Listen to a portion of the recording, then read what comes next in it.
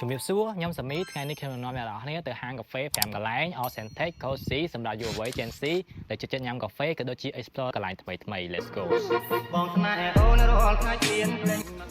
ហាងកាហ្វេកន្លែងនេះគឺប្លែកខ្លាំងមែនទែនអ្នកនរគ្នាអាចធ្វើការជិះស្គីរំអិលពីលើមកចង់មកខំហើយយើងអាចដើរចូលហាងកាហ្វេតែម្ដងហើយទីតាំងទី1នេះគឺនៅផ្សារជីបម៉ុងសែនសុខជាប់ចរដីដែលមានឈ្មោះថា Eder Cafe ទីតាំងទី1នេះដែរគឺរចនាឡើងតាមលក្ខណៈបែបកូរ៉េអ្នកនរគ្នាដែលចូលចិត្តស្ដាប់បទ K-pop អីហ្នឹងអ្នកនរគ្នាអាចទៅហាងកាហ្វេនេះបានហើយប្លង់ថតរូបគឺមានច្រើនមែនទែនអ្នកនរគ្នាអាចថតនៅកន្លែងណាក៏បានដែរមានកន្លែងអង្គុយធំទូលាយតុកៅអីច្រើនហើយរសជាតិកាហ្វេនោះក៏រឹតតែអស្ចារ្យផងដែរហើយអ្វីដែលខ្ញុំចិត្តនៅហាងកាហ្វេនេះមួយទៀតហ្នឹងគឺគេមានជាសភៅអាចឲ្យយើងអង្គុយអានលេងបានហើយមានភាពស្ងប់ស្ងាត់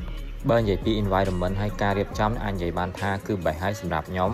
ហើយខ្ញុំចិត្តមកទីនេះគឺចិត្តញ៉ាំ matcha cream មានគេមាននំគេនៅក្នុងហ្នឹងខ្ញុំមិនដឹងគេហៅឈ្មោះអីទេ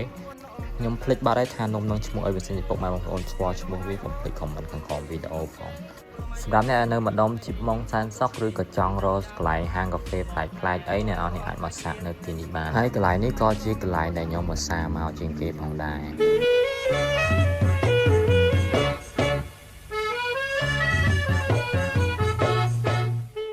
បន្ទាប់ពីយើងបានទៅហាងកាហ្វេបែបកូរ៉េឥឡូវយើងទៅសាកហាងកាហ្វេបែបជប៉ុនម្ដងចង់ដឹងថាបរិយាកាសក៏ដូចជាការរៀបចំរបស់គេមិនដែរឥឡូវយើងដល់ហាងកាហ្វេមួយដែលមានឈ្មោះថា Shaki Cafe មិនត្រឹមតែជាហាងកាហ្វេទេប៉ុន្តែក៏ជាកន្លែងលក់ត្រីខ្វយឬក៏ចិញ្ចឹមត្រីខ្វយផងដែរឥឡូវមុននឹងយើងទៅញ៉ាំកាហ្វេឥឡូវយើងទៅមើលត្រីខ្វយលេងសិនយើងចេញពីមើលត្រីហើយយើងក៏ដើរទៅហាងកាហ្វេហើយនេះក៏ជាទិដ្ឋភាពដែលគេចិញ្ចឹមត្រីខ្វយនៅមុខហាងកាហ្វេផងដែរត្រីខ្វយនៅទីនេះគឺស្អាតហើយក៏មានតម្លៃថ្លៃផងដែរសម្រាប់បរិយាកាសក៏ដូចជាការរៀបចំដេក័រនៅទីនេះគឺថាស្រស់ស្អាតខ្លាំងមែនតើហើយបែបលក្ខណៈថា minimalism បែបជប៉ុនទលាយគឺថាស្រស់ស្អាតខ្លាំងមែនតើសម្រាប់អ្នកដែលរកទីតាំងកន្លែងប្រជុំក៏ដូចជាកន្លែងសិក្សាអានសភៅអីហ្នឹងគឺត្រូវហើយកន្លែងនេះហើយកន្លែងនេះក៏មានជាបន្ទប់ប្រជុំផងដែរពីច្រើនមកកន្លែងនេះគឺខ្ញុំចូលចិត្តញ៉ាំ matcha ដែលសារតែខ្ញុំអ្នកចូលចិត្ត matcha អញ្ចឹងគឺខ្ញុំមកកន្លែងហាងកាហ្វេនេះគឺចូលចិត្តញ៉ាំតែ matcha ទេហើយmatcha គេគឺថាឲ្យអ៊ូយតែម្ដងហើយហាងកាហ្វេនេះក៏ជាហាងកាហ្វេដែលខ្ញុំចូលចិត្តមកដែរគឺដោយសារតែវានៅជិតផ្ទះខ្ញុំបើសិនអ្នកនរគ្នារកខ្ញុំនៅផ្ទះអត់ឃើញទេអាចមករកខ្ញុំនៅកន្លែងនេះបានហើយតែកន្លែងអង្គុយរបស់គេហ្នឹងក៏គេមានកន្លែងអង្គុយបែបជប៉ុនផងដែរខ្ញុំគិតថាបើសិនជាឲ្យខ្ញុំអង្គុយបែបនេះគឺថាខ្ញុំអង្គុយបានយូរជាងខ្ញុំអង្គុយលើកៅអីកន្លែងនេះក៏ពិតជាកន្លែងដែលស័ក្តិសមមែនតើសម្រាប់តែអ្នកអង្គុយរៀនឬក៏ធ្វើអាស័យមិនជាក្រុមអីគឺថាល្អតែម្ដងសម្រាប់អ្នកដែលអាចចូលចិត្តម៉ាស៊ីនត្រជាក់នៅខាងក្នុងអីអ្នកអាចមកអង្គុយជែកគ្នាខាងក្រៅនេះបានគេមានលក្ខណៈជាបន្ទប់ private ចឹងឲ្យអ្នកអាចអង្គុយជែកគ្នាឬក៏ពិភាក្សាការនិយាយបានដូចគ្នាហើយខ្ញុំនេះដើម្បីកុំឲ្យខាតគឺយើងបានមកប្លង់ដែរសម្រាប់ថតរូបអីចឹងគឺថាកន្លែងហ្នឹងគឺថតចេញមកលយតែម្ដងដូចនៅជប៉ុនណា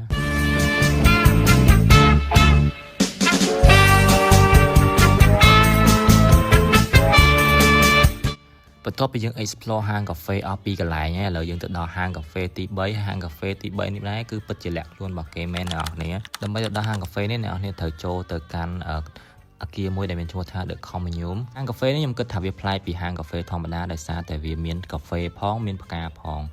សម្រាប់បរិយាកាសឬក៏សម្រស់នៃហាងគឺថាមិនបាច់ខ្ញុំបរិយាយទេអ្នកនរអាចមើលបានគឺថា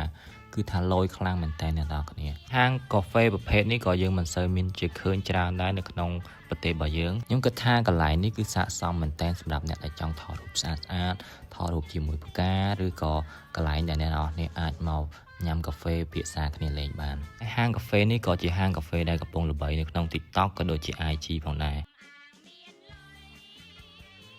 ហើយកន្លែងនេះក៏សម្បូរ drink ផងដែរអ្នកនរអាចជ្រើសជាប្រភេទកាហ្វេឬក៏ប្រភេទតែខ្ញុំចូលចិត្ត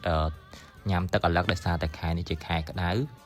ហើយខ្ញុំក៏បានសាកជាមួយនឹងនំរបស់គាត់ផងដែរខ្ញុំមិនដឹងថានំនឹងឈ្មោះអីទេខ្ញុំភ្លេចបាត់ហើយអ្នកនរដោយសារពេលហ្នឹងអត់បានថតឈ្មោះទុកប៉ុន្តែនំនេះខ្ញុំអាចនិយាយបានថាឆ្ងាញ់អ្នកនរឆ្ងាញ់តែម្ដងគឺមិនផ្អែមពេកទេខ្ញុំអាចញ៉ាំបានហើយ best រសជាតិហើយឃើញខ្ញុំចូលចិត្តញ៉ាំតែ matcha សូម្បីនំក៏ខ្ញុំញ៉ាំ matcha ដែរខ្ញុំអត់ដឹងបើខ្ញុំមានអារម្មណ៍ថាខ្ញុំចូលចិត្ត matcha វាឆ្ងាញ់កន្លែងនេះមិនត្រឹមតែជាហាងកាហ្វេទេក៏ជាកន្លែងលក់ផ្កាក៏ដូចជាកន្លែងសាលាបង្រៀន ពីផ្កាផងដែរ កាលពីឆ្នាំមុនបងទិញរថយន្ត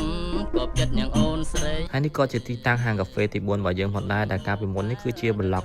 11នៅខាងមុខគឺមានខយអ្នកនរនេះអាចមករកខយ TK មកអ្នកនរនឹងឃើញហាងកាហ្វេមានឈ្មោះថា Soul Cafe គឺដោយសារតែពេលដែលខ្ញុំទៅហ្នឹងគឺជាពេលដែលគេចិត្តចូលឆ្នាំចឹងគេមាន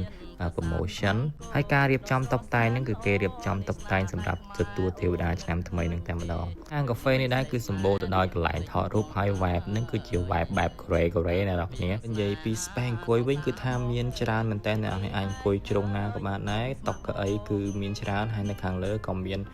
មួយជាន់ទៀតដែរដែលអ្នកនរអាចធ្វើការអង្គុយបានទៅចំគេមាន promotion គឺទិញនំមួយគឺ free នំមួយអញ្ចឹងមានថាទិញមួយបានមួយតែម្ដង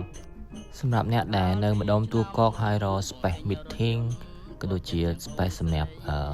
ធ្វើ assignment រៀនជុំគ្នាអីអាចមកទីនេះបាន Soul Cafe នេះមកកន្លែងនេះកុំភ័យថាអត់កន្លែងអង្គុយគឺថា space គេគឺធំខ្លាំងមែនទែនមានរហូតទៅដល់2ជាន់ហើយតុកៅអីគឺច្រើនដែរហើយកន្លែងនេះក៏មាន favorite តុរបស់ខ្ញុំដែរគឺអង្គុយផ្ទាល់ដីហើយកាហ្វេដែលនៅដៃខ្ញុំកំពុងតែញ៉ាំនេះគឺជា signature របស់គេហើយ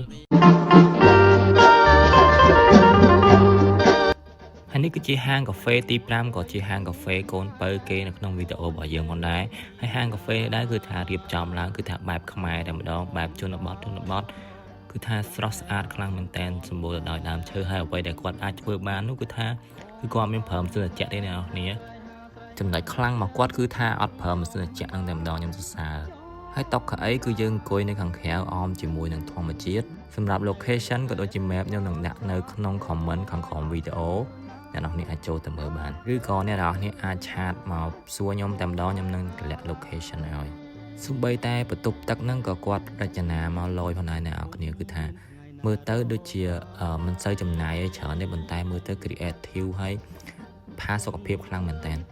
ខ្ញុំលើកទឹកចិត្តឲ្យមានហាងកាហ្វេបែបនេះឲ្យបានច្រើនហើយតម្លៃអីគឺថាសមរម្យមិនថ្លៃពេកមិនថោកពេកខ្ញុំអាចទទួលយកបានហើយការដែលយករបស់ចាស់ឬក៏របស់ដែលទុកចោល vintage អីហ្នឹងយកមកប្រើប្រាស់ឡើងវិញហើយមើលទៅតាក់ទាញខ្លាំងមែនតើខ្ញុំចូលចិត្តហាងកាហ្វេបែបនេះកាហ្វេនេះដែរគឺមានឈ្មោះថា Coffee Break អ្នកនរគ្នាសូម្បីតែប្រដាប់ឈូសទឹកកកនេះកាមខ្ញុំនៅពីក្មេងធ្លាប់ញ៉ាំអីចឹងគាត់យកមកដាក់តាំងឡើងវិញគឺថាលយខ្លាំងមែនតើអរគុណច្រើនពុកម៉ែបងប្អូនទាំងអស់គ្នាដែលចូលចិត្តមើលវីដេអូនេះតាំងពីដើមរហូតដល់ចប់ជួបគ្នានៅវីដេអូក្រោយទៀតបាយបាយជម្រាបលាPeace